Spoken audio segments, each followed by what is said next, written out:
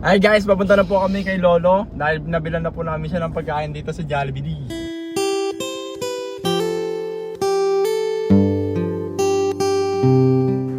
Maraming salamat po. At saka kailan ko kaya makikita yung anak ko, makausap? Ewan ko po, hindi niyo po ba ako naalala? Hindi.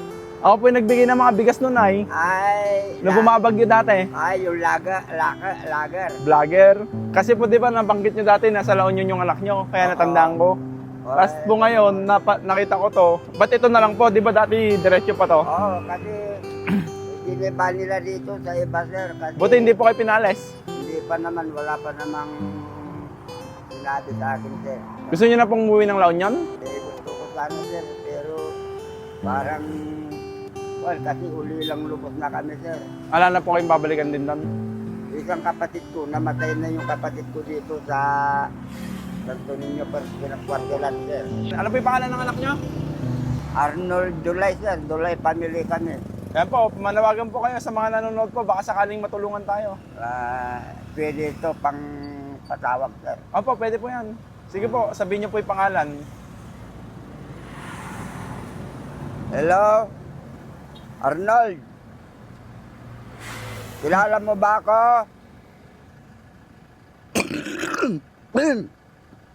Wala naman sumasagot. Hindi po, sige sabihin nyo lang po, baka mapanood nila. Arnold?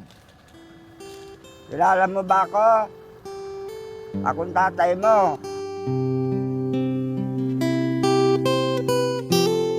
Nandito ako sa San Jose.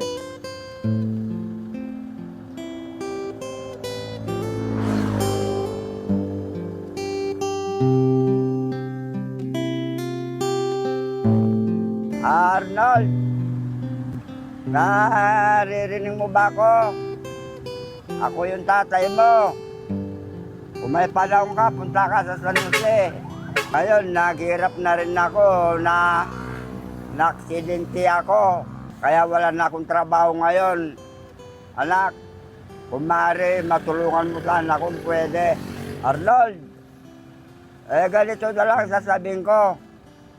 Pagka kung na lang ako siguro, mawawala ako bago lang kayo pumunta siguro dito.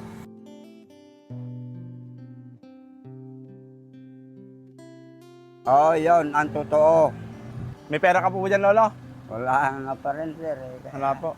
Gano'n po ba, kabigat yung pinagdadaanan nyo ngayon?